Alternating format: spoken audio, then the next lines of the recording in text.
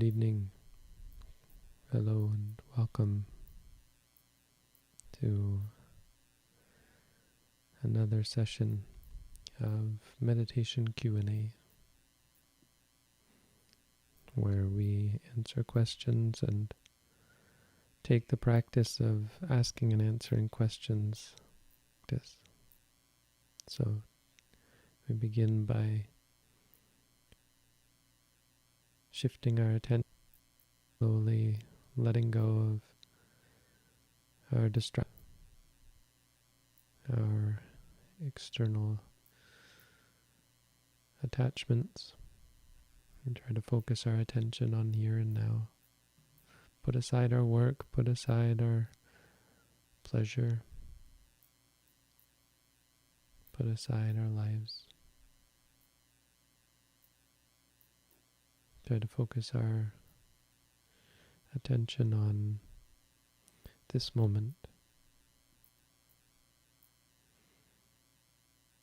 The Buddha said, Aditananva kameya napatikangke anagatang. One shouldn't go back to the past or bring up the future, worry or doubt about the future. Yadatitang bahinantang apatancha anagatang. What's in the past is gone already, what's in the future has not yet come.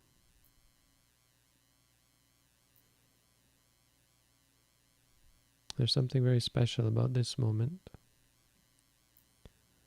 I think conceptually that's easy to understand. Yes, it's different. Here and now is different. It's unique because there's only one moment here and now, right? But there's something else that's unique about it.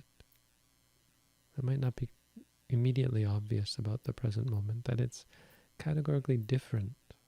It's a different sort of moment from any other moment. It has a different quality to it. In fact, in some ways you could say it's the only moment. That any other moment is not really a moment. It's not a real moment. The moment that just passed is not real. It only exists in our conception of it. Right? If I asked you about something you did last week or yesterday or even 5 minutes ago, it only exists in your memory, in your conception. So that moment is not real. There's no momentness to it. You'll never be able to examine it from an experiential point of view. You'll never be able to learn from it directly. It'll never be able to teach you anything you don't already remember about it. Right? You can analyze your boy, I did that wrong, I did this wrong, I did that right, so I should do it again. That you can learn that way.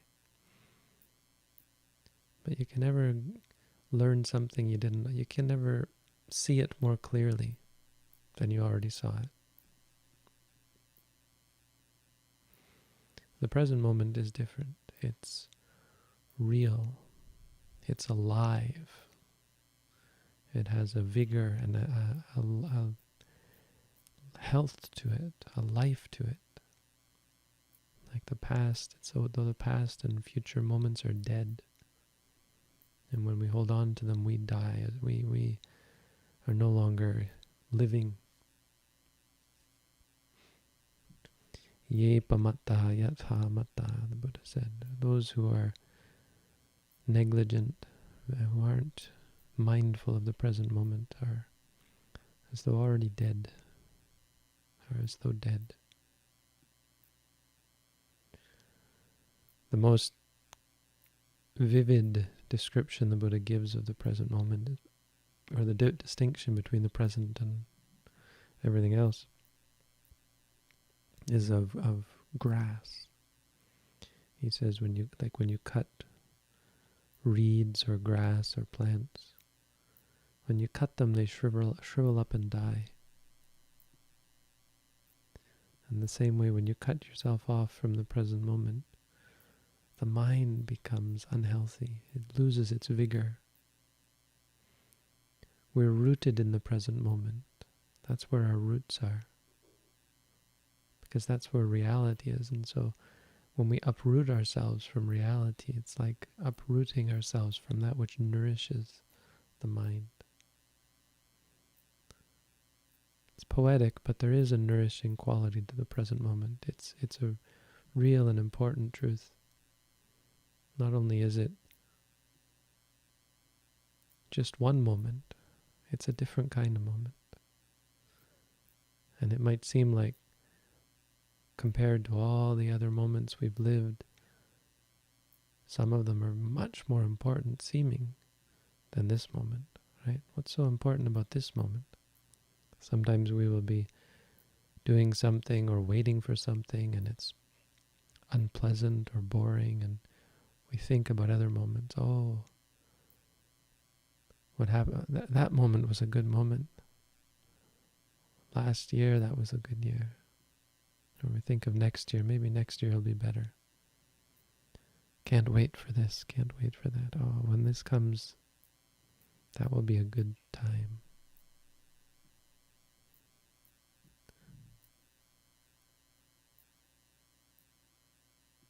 When in fact the greatest moment is always this moment, no matter what. So this is pamada. When we think like that, we're pamada. We're negligent. We have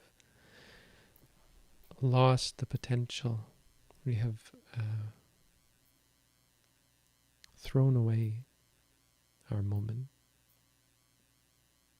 We have wasted our moment. We wasted the life that can be gained from that moment.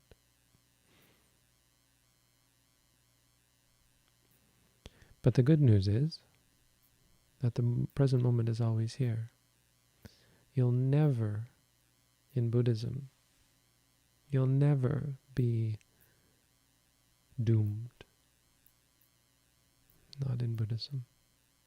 Even someone who is destined to be reborn in hell is not doomed. They're not doomed because the present moment is here again, or still here. You never lose it. The present moment is like the greatest possession, because you never lose it. It's always there. It's like your best friend. No matter how poorly you treat it, no matter how you abuse or ignore it, no matter how you malign or mistreat it, it's always there for you. It will never leave you. Everyone else might leave you. Sometimes we get bad reputation. People leave you. Sometimes we lose friends. Even our relatives, sometimes we lose them. If we tell them we're Buddhists, sometimes we lose them. The present moment will never be like that. You can tell the present moment whatever you want. You can do whatever you want to. And it's always there for you to come back to. It's like a home. It's like a refuge.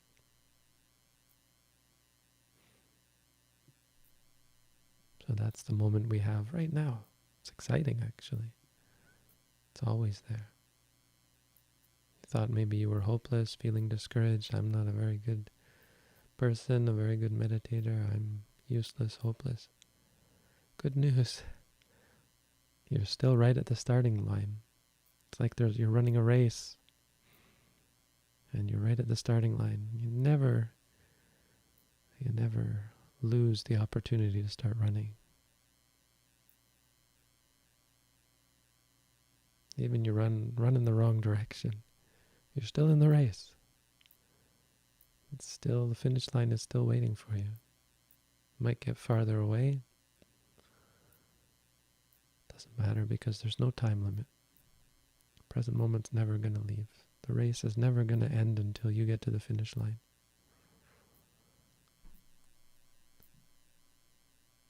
So,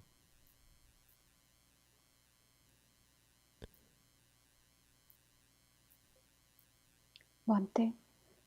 yeah. There's some comment that the volume is low for a few different people. Oh well. Just turn it up.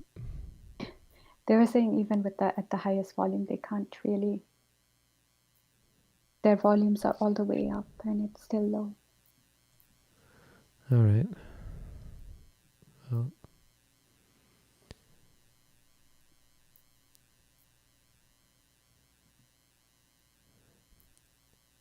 see, the thing is, I have a quiet voice, so you'll just have to listen harder.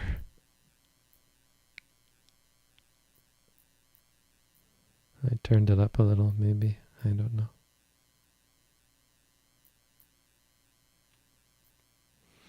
Need better speakers. Technology is a thing, you know. That's the thing is the downside. The thing we have to understand. It's very reassuring to point out that we always have the present moment. We always have the opportunity to practice. But we may not ever use the opportunity. We may not ever be able to or actually decide to take advantage of the opportunity. What I mean to say is, we may not ever become enlightened. Any given person may never have a happy ending. No.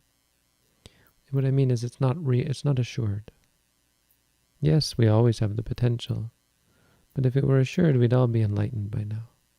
It's not assured. And it's common to become complacent about the path, thinking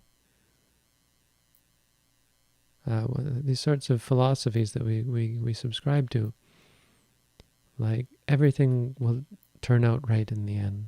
No? It's kind of like a Disney movie or a Hollywood movie or something. Movies used to be all about happy endings. I don't know what movies are like anymore, but it's always about a happy ending. There's no happily ever after. That's not the way life works. There is no plan. Things don't happen for a reason. I mean, they do, but it's not a good reason always. It's not a meaningful reason.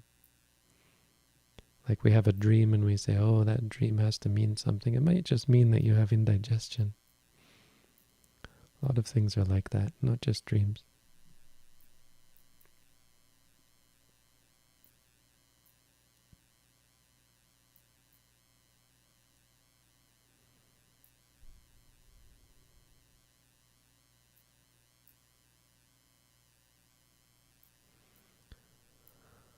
A lot of these ideas, these perspectives, problematic perspectives, come from theistic and religious, cultural ways of looking at the world that we adapt and we evolve over generation and over lifetime after lifetime. To understand that much of the way we look at the world is inaccurate, imprecise. We can't trust ourselves. Just because we think we feel like something is true, doesn't necessarily mean that it is. It might just mean that we're all messed up.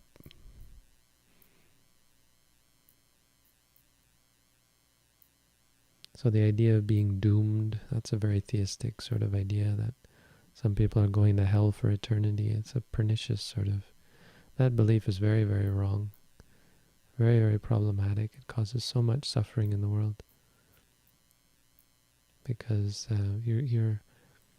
if someone who doesn't believe what you believe is destined for an eternity of damnation, then you are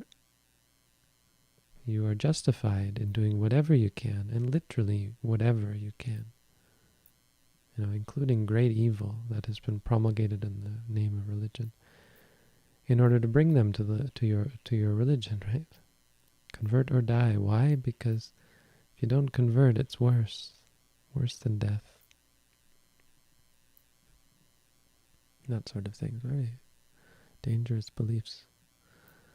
But also the idea that there's a plan, that the universe has some plan for us. It's garbage. It's a terrible belief.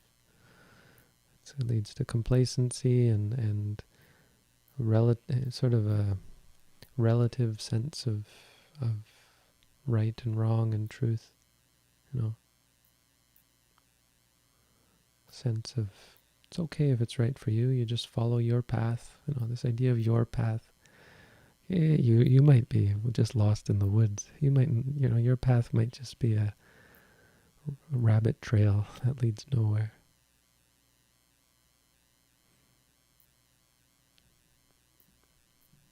So, welcome to the present moment. Hope you find it. Hope you enjoy your stay. Someone asked me this evening about enjoyment. I thought was an interesting idea. They asked if there's something they could do to make the practice more enjoyable without succumbing to craving or desire. And I said no, because enjoyment implies craving and attachment.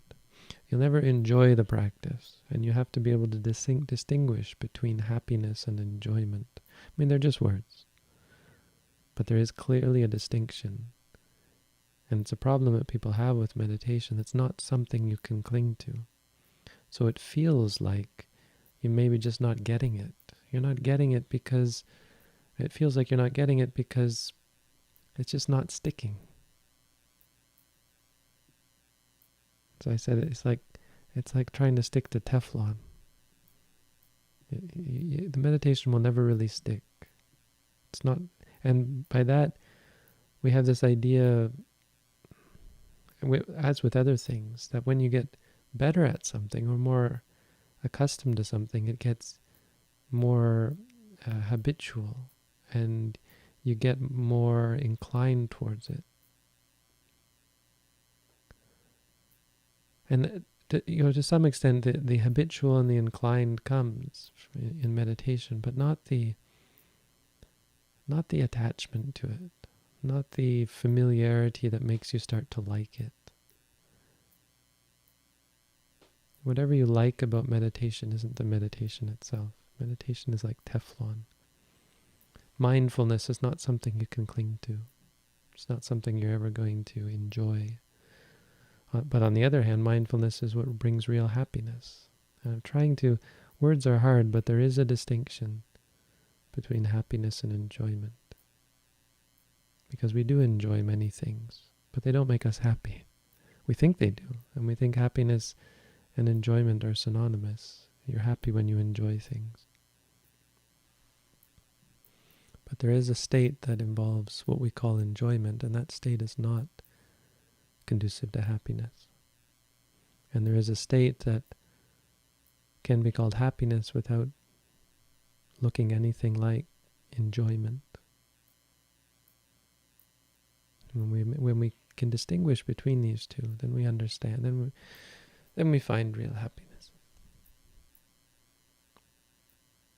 It's important that we distinguish between these two, otherwise we are looking for happiness in the wrong place. And we'll never be happy because we'll be discouraged. We'll find, I practiced meditation for so long and I'm still not sticking. I still feel myself discouraged and not wanting to practice, and if I slack off for just that's what we don't realize, is it involves slacking off. We're slacking off. And we think, suddenly I'm not meditating anymore. What happened? I thought, it must be a useless thing because I did it for so long and I still don't want to do it. It's quite common for us not to want to do meditation even after practicing for a long time, because that's the defilements talking.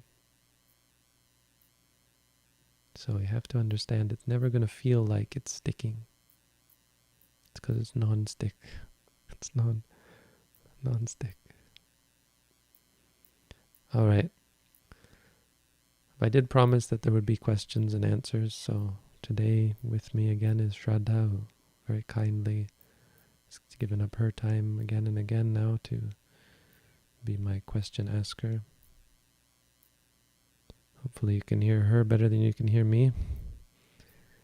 If there are questions, I see there are a bunch. You can go ahead and start asking, and I'll start answering. The rest of you, just close your eyes and start meditating. How do I control or manage my emotions?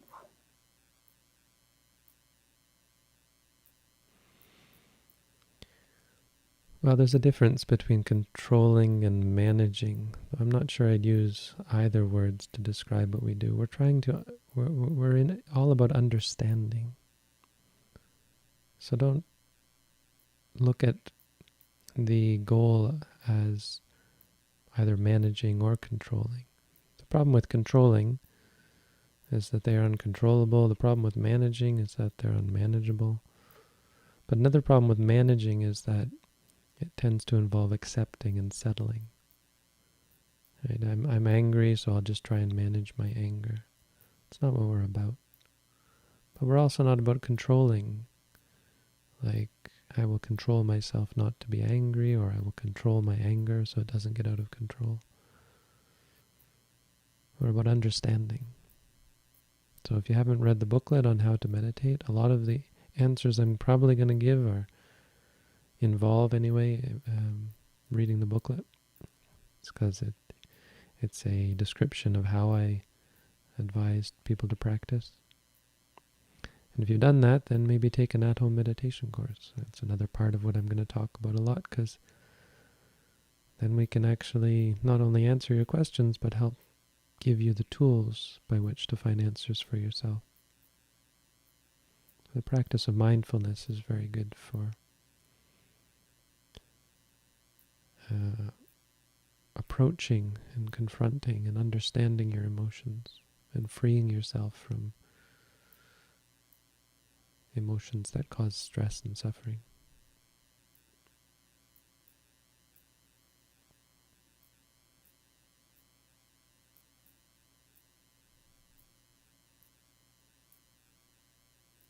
What would be your perception on disinterest in life as a whole, in which one would desire to escape it, perhaps through death?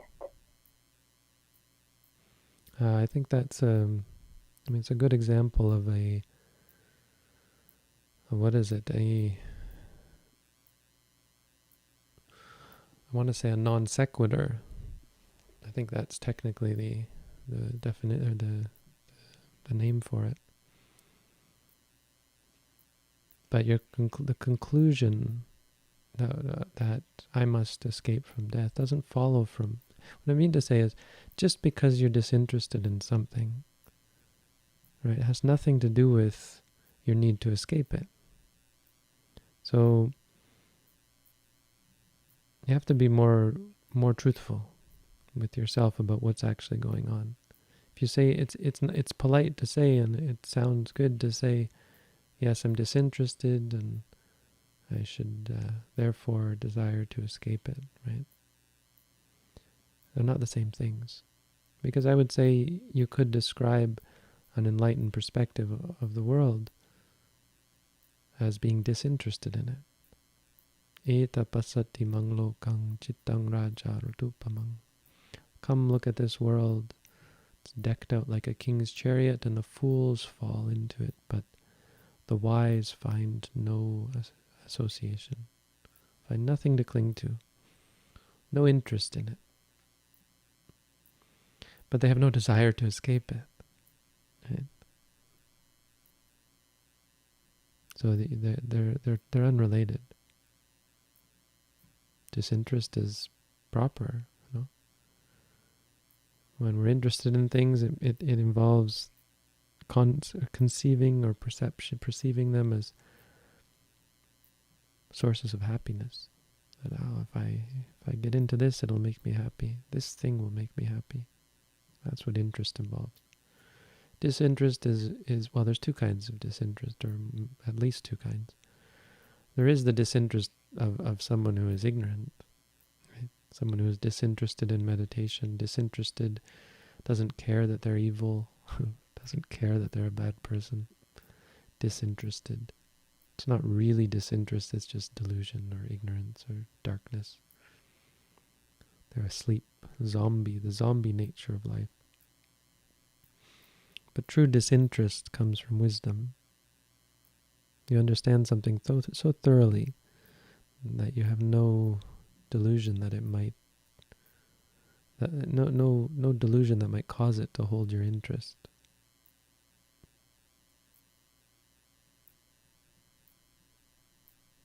It has nothing to do with desire to escape.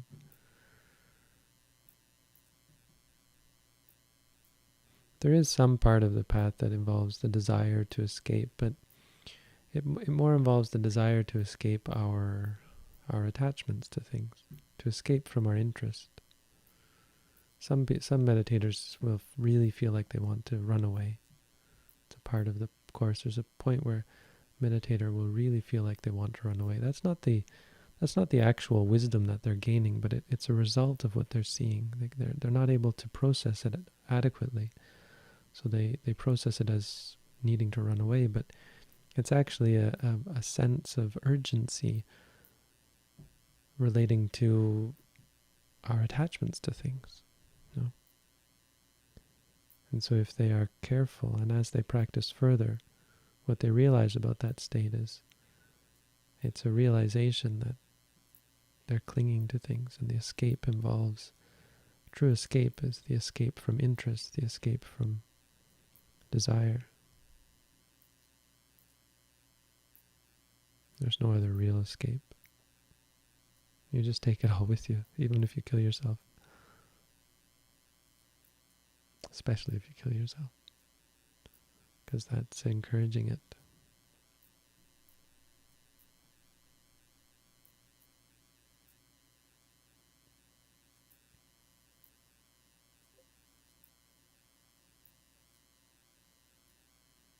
I've recently started to practice meditation, but I am diagnosed with ADHD and struggle to concentrate for any period of time. What advice would you give me to help me meditate longer? Well, the good news is that the present moment is only one moment long, so you don't have to concentrate for any period of time. The only period of time you have to concentrate for is one moment. And then it's gone, and you got to do it again. So ADHD, I think, it's a bit misleading, the idea of ADHD. Not to say that there's not an actual problem there. There most certainly is in many cases. But I think it's a bit of a misdiagnosis, because it's not that we need more prolonged attention. It's not that that's really the answer. We just need less violent reactions to things. I'd say ADHD involves violent or extreme, intense reactions, and those because those intense reactions create the perception of lack of attention. It's just a chaos that comes from bouncing. The only way you can bounce from one idea to another, to a very unrelated idea, is through an intensity of attention, right? Otherwise it's going to be more fluid. So people who seem to have better attention just have more fluid, less extreme, less violent reactions to things. So rather than try and create some conceptual, and it's not even real, some conceptual continuity of concentration that we would describe as attention, try and pick moments where you react to things, because those are where you're going to bounce. We're like bouncing, ricocheting, because of the intensity of our velocity. It's all physics. It's like physics. Try and focus on the velocity, the intensity of your emotions. Focus on those moments where you would react to things, and start approaching those with mindfulness. Just throw away the idea of attention. Throw away the idea of concentration. All of that you have to throw out. Everyone, We have to throw out. Because the present moment is here and then it's gone. And that was your meditation. Did you meditate in that moment? Then that was a moment of meditation. That's all it is. And then there's another moment for you to take up as an object of meditation. So you can't ever really meditate longer. You meditate for moments. Now, practically speaking, you want to know, how can I, sit, cross my legs and sit and not get up and do something else? Which is a fair question. But and it is something that you're going to have to work on. But the way to work on it, and it is really the way to work on it, is to approach it from a point of view of moments. Don't be discouraged because of how little minutes you sat. Be encouraged by how many moments you were mindful.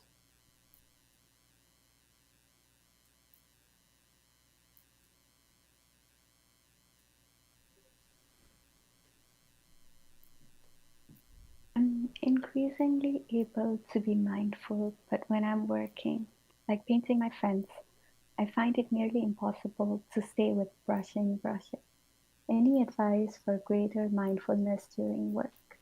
Just practice. Don't be discouraged again because you're not continuously mindful. Just keep coming back to it. We're complex beings, and so part of that complexity involves many habits that are unmindful, and you'll have to just bear with them. Try and work around them until they are attenuated and discarded and replaced by better habits of mindfulness. Whenever you remember, try and focus on the moments when you can be mindful. Now. Focus on now. Don't focus on that minute or 5 minutes or hour or day that you weren't mindful. That's gone already. It's conceptual. It's not real anymore.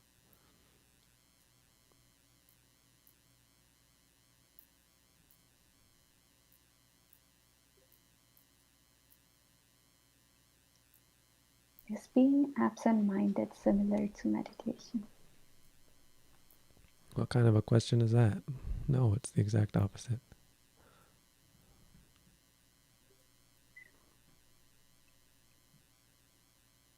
I feel the need for a reward after an effort, a relief. That's why I seek refuge in food, sleep, sex, TV. What can be a healthy reward that can give concrete relief? Stop wanting rewards. Stop looking for rewards. The best answer for that, stop looking for rewards. Stop aiming for things. Aiming for things is all about the future. And it gives you a perspective on reality that's based in the future, which is not really based on reality at all. Your relationship with reality is skewed, because instead of looking at it directly, you're looking at something that it isn't. You're looking at what it could be, what it might be, or what it should be, that sort of thing, rather than what it is.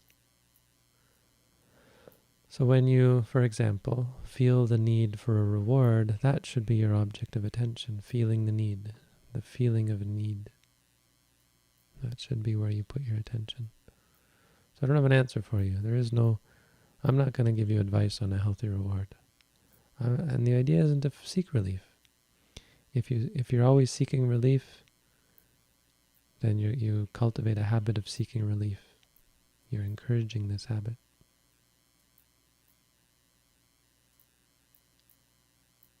And because of that, it gets stronger, and it increases. Just not really sustainable, because eventually you're not going to be able to get relief, and then you'll suffer. In fact, any time that before you can get the relief, you'll suffer. It'd be much better if you could just be happy. Wouldn't it? Wouldn't it be much better if we could just be happy?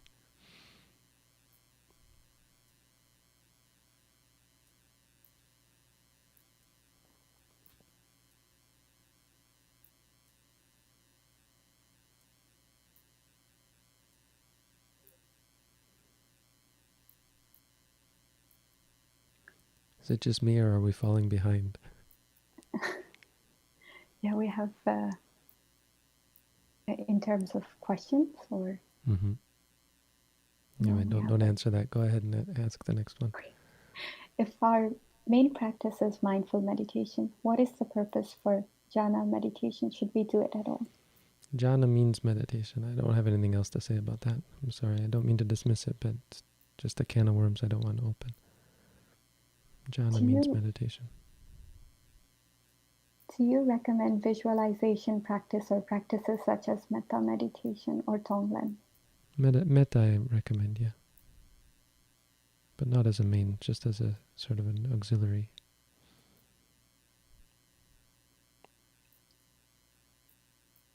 If we can step back and observe our monkey mind and mental habits, is that achieving our meditation, or is there more to it? Is it all self-observation? I don't know if you read the booklet on how to meditate, but it sounds like you're close. I mean, I don't discount what you say. But the whole achieving our meditation, what you're trying to achieve is wisdom, understanding, clarity. And so mindfulness isn't the goal itself. So stepping back and observing the mind, you haven't actually achieved the goal, but doing so will allow you to achieve the goal. Just don't confuse that with the goal. The goal is what comes from it, which is clarity and seeing things more clearly, becoming more familiar with the nature of things. There's not much more to it.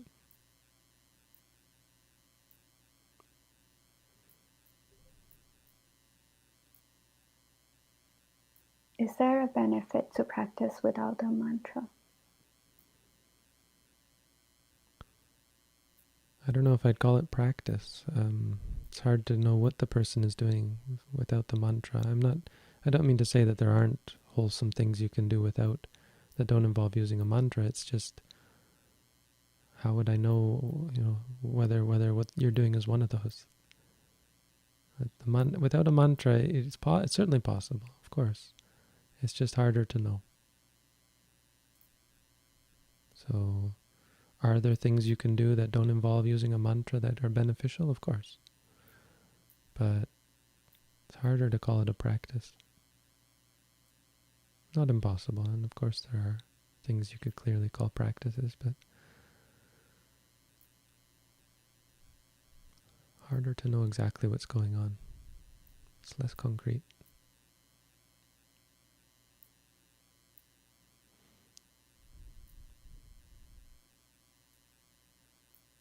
Is it natural for one's sexual drive to diminish with the practice? Yes, of course. It's natural for all of your... it's not a linear thing, because it'll come and go, because it's also very much tied in with the body, but it will decrease, yeah. Well, it's natural for all desires to gradually get weakened and eventually just discarded.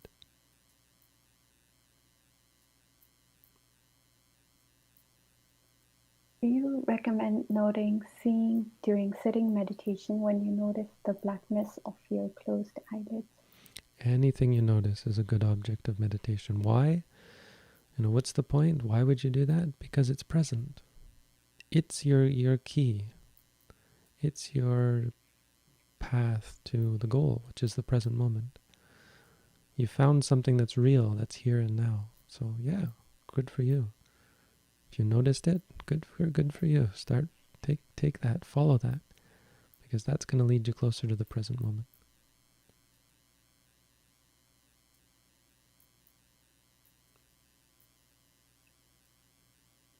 Is there a specific meditation to deal with fear of death?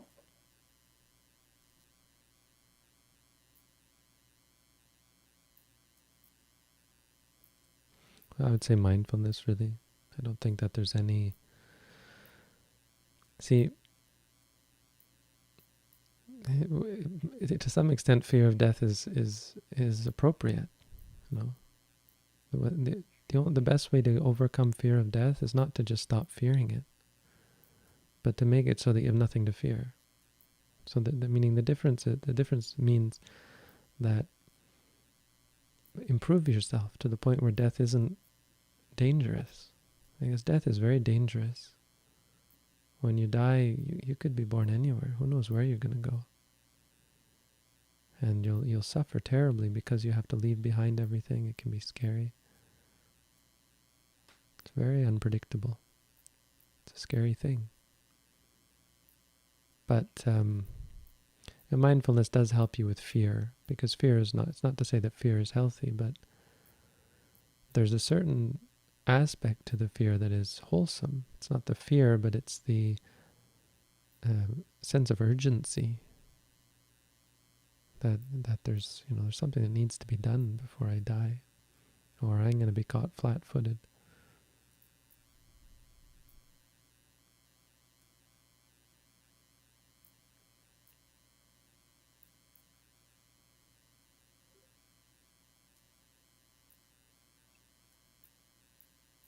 Because of the noting practices, I've come to realize that difficult states come and go in their own time and not according to my schedule. What do I do in the real world when it's hard? So nothing's hard. Hard is just hard is conceptual.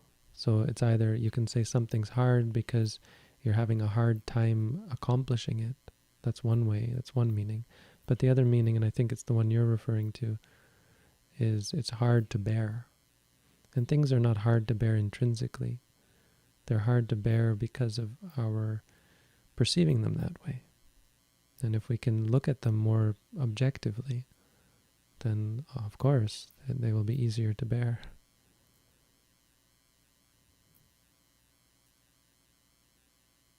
So, I mean, mindfulness of your, not just of the experiences, but mindfulness of your reactions and interpretations, your perceptions of them.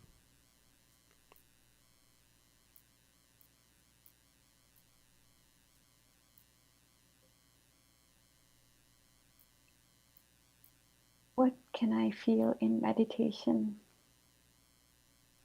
It's kind of vague. I don't have an answer for it.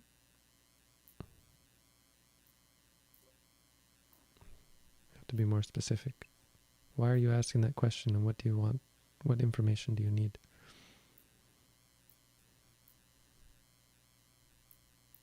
The next question is about the center. I have medical issues that require me to eat more than once a day and sleep longer than 6 hours.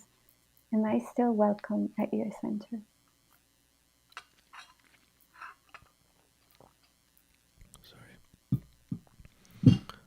Sorry. Right, so medical issues that require you to eat more. We eat twice a day normally. I mean, I eat a little bit, some oatmeal in the morning and then one meal, but you're welcome to 2 meals. Maybe it's something we should talk about in private. If you want to get in touch with me, I can advise you. I'm reluctant to ever say yes to that. And I would be much more inclined to find a way for you to keep the precepts, because it's usually less of an issue than people think. So, but something we can talk about. I mean, I guess in an extreme case, if there was clear, undeniable evidence that it was necessary. But the thing about sleep is, it's hard for me to imagine a case where medically you would need more than 6 hours of sleep. But we can talk about it.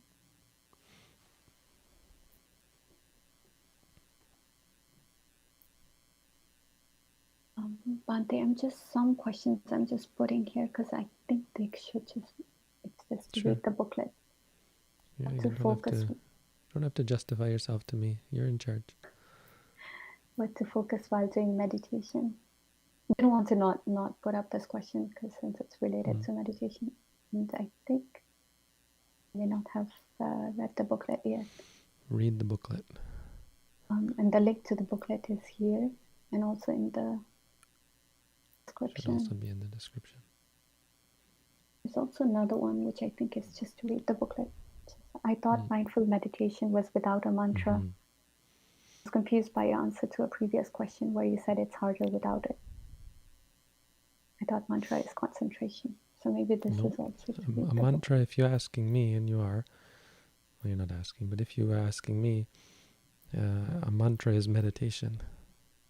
I mean, yes, there are many things people call meditation that are without mantra. I don't look at things that way.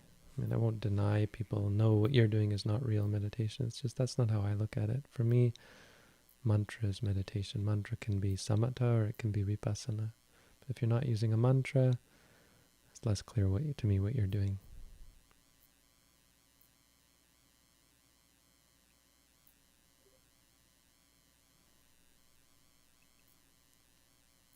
Do you recommend attending a Vipassana course? You're probably talking about a Goenka Vipassana course, because we teach Vipassana, but we call it Satipatthana Vipassana. Normally, Vipassana is a word people use to talk about a specific group that uses the word quite ostentation. No, that's the word. I mean, they put quite emphasis on that word. We put less emphasis on it. So talking about the Goenka group, yeah, if it's what you've got, I recommend it. I hear good things about it. I don't think it's as good as what we do, but they probably say the same thing the other way, of course. So I recommend what we do more, but they recommend what they do more, so there you go.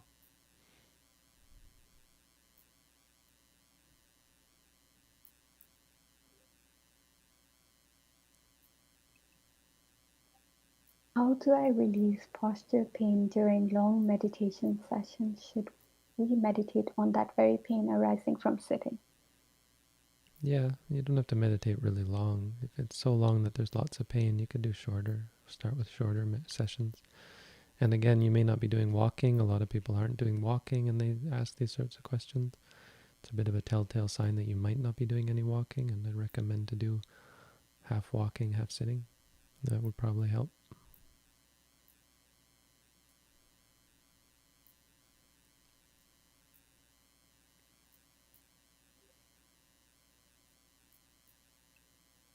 Why are there different practices in sitting versus walking? During walking, you recommend not noting stray thoughts, but during sitting, you recommend noting everything. It's amazing how often this question comes up. It's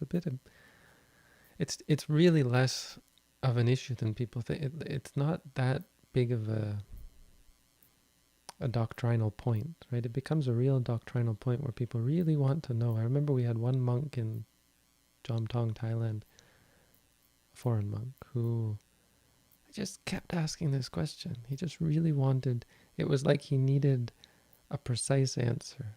That if he had a categorical answer to this, then he would know exactly how to practice, which is really not how it works. It's quite simple, and it's not a deep thing. It's just that when you're walking, if you try to note everything, it becomes distracting. It becomes discouraging, because you're trying to put your mind in the foot, and there's so many things.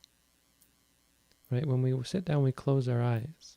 And we close our eyes, we cut off so much. We also sit very still, and that closes off so much. So it's very easy to note everything that comes up.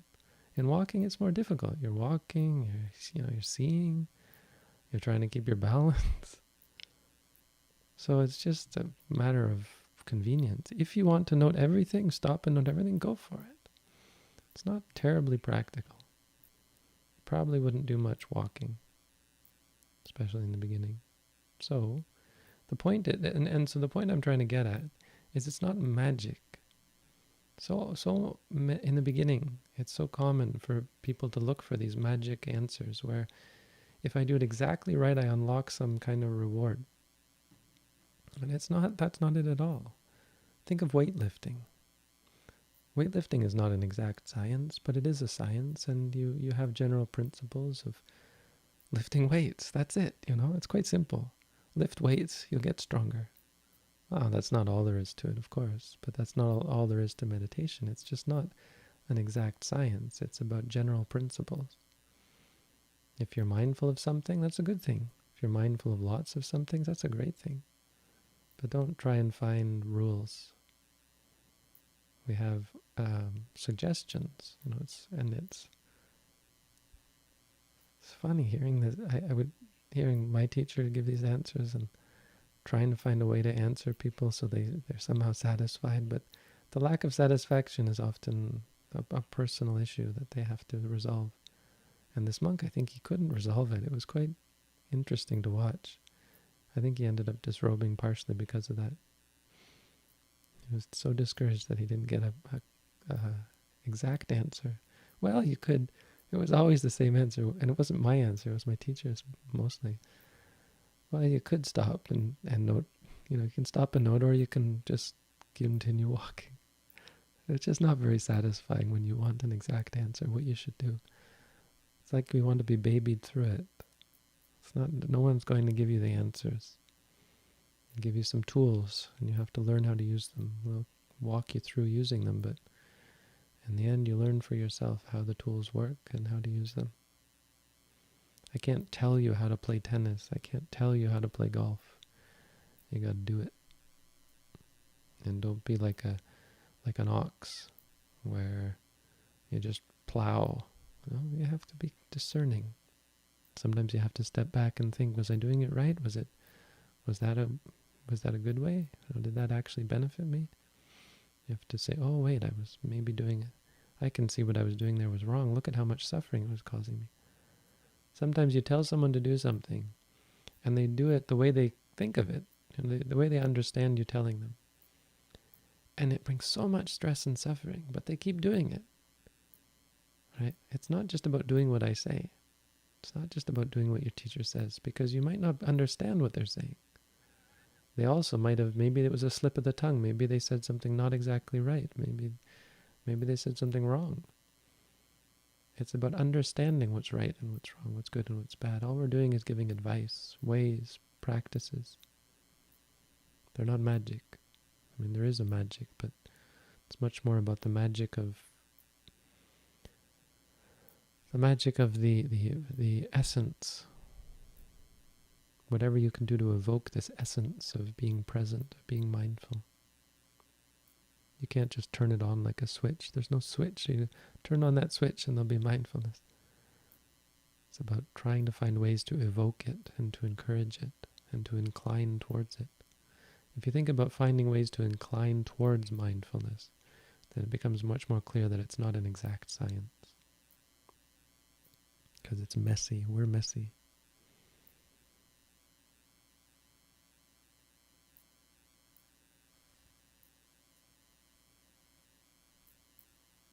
We're not computers.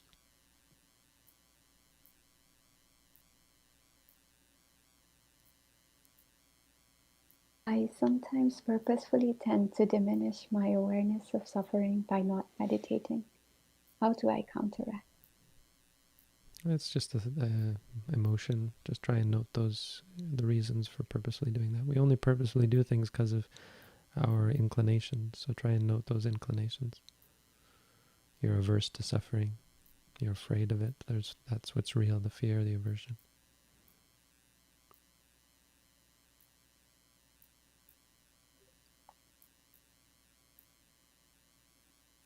Does your mantra need to consist of an image or thought of an actual word in your mind, or can it be the overall feel of what you're experiencing without searching for an appropriate word?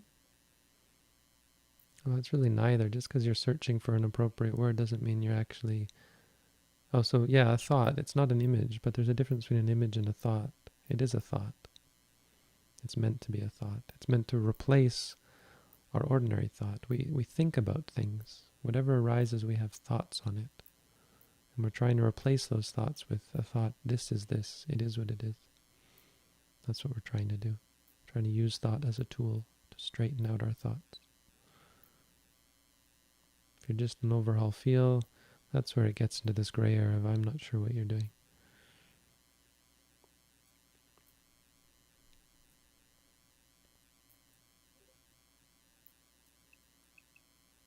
Searching for an appropriate word is an important part of the process. It's the process of learning to recognize and to know what it is that you're experiencing. Because if it takes you time to search for it, it's clear that you're not very close to it. Well, that's not quite fair. Yeah, it is some artificial effort involved in finding a good word, but that's over pretty quickly. Just that's with anything, learning anything. Takes some time to get good at it.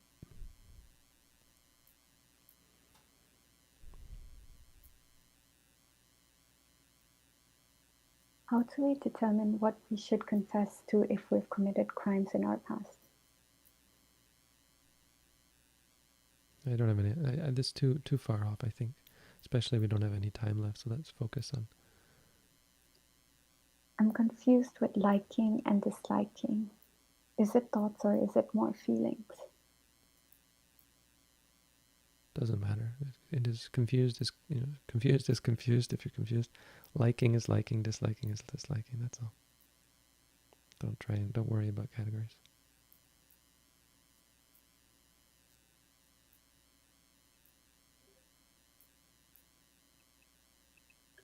What is the ideal space for walking, meditation, floor type, setting, shoes, etc.? Any place that has a floor is a good space. If it doesn't have a floor, it's probably not a good space. I mean, if it's water or something. No, that would not be ideal. Without shoes is better.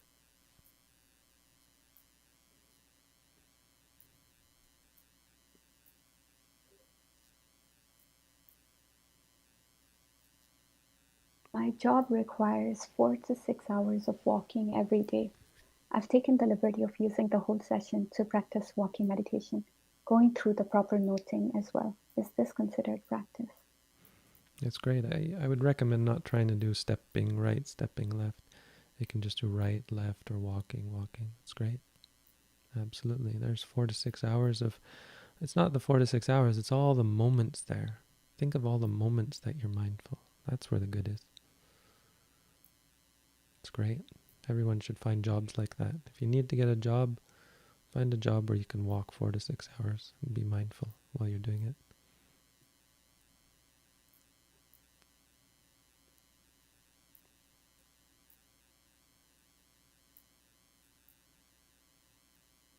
Is it okay to slightly move during sitting meditation, or should we stay still? That's fine. Just try and note it when you do. If you intentionally move, say wanting to move. When you do move, say moving, if you can. So Bhante, I think that may be the last of the meditation related. There's a lot of other questions. Okay. There are a lot of them. But good timing. 1 minute left. 1 minute is enough time to switch to the last slide and say sadhu.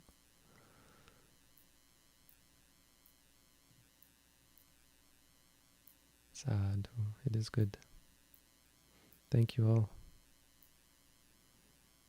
We weren't that far behind.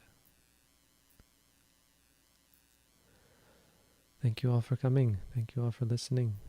Wish you all peace, happiness, and freedom from suffering. And thank you, Shraddha, for your help.